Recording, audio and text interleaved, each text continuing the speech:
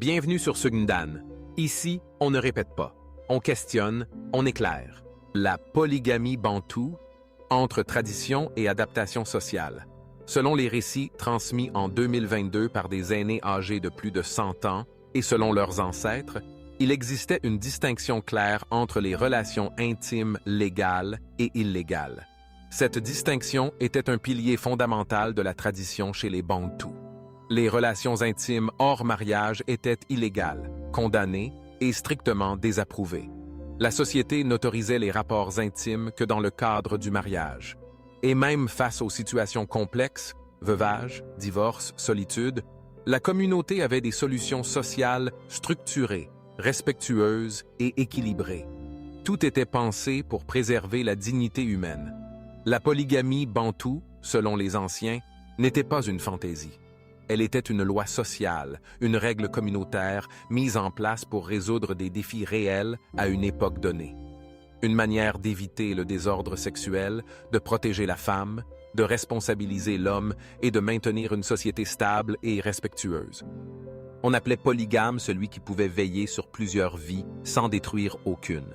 Mais aujourd'hui, que voyons-nous? Des hommes qui brandissent le nombre de femmes et d'enfants comme des trophées.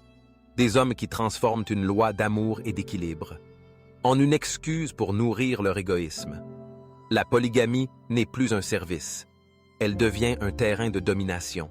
Elle devient un jeu de pouvoir, un espace de négligence et parfois même un lieu de souffrance silencieuse pour les femmes et les enfants. Beaucoup ont vu dans la tradition une porte ouverte à la jouissance, mais ont fermé les yeux sur les responsabilités. Ils ont vu le privilège, mais ignoré le poids. Ils ont vu la culture, mais oublié l'amour. La véritable polygamie bantoue repose sur l'altruisme, la justice et la protection. Ceux qui la pratiquent sans ces principes ne défendent pas la tradition. Ils défendent leur orgueil. La culture ne justifie pas l'abus. Et comme le dit Colossiens 3,14, « Mais par-dessus toutes ces choses, revêtez-vous de l'amour, qui est le lien de la perfection. » Alors, si tu veux vivre selon la tradition, commence par vivre selon l'amour. La vérité n'est pas toujours ce qu'on nous a appris. Elle se découvre, elle se discute, et parfois, elle dérange. Mais c'est ainsi qu'on grandit. Si cette vidéo t'a fait réfléchir, laisse un commentaire et partage ton point de vue, même s'il est différent. N'oublie pas de liker, de t'abonner à la chaîne et de partager cette vidéo autour de toi. Parce que chaque lumière allumée éclaire un peu plus le monde.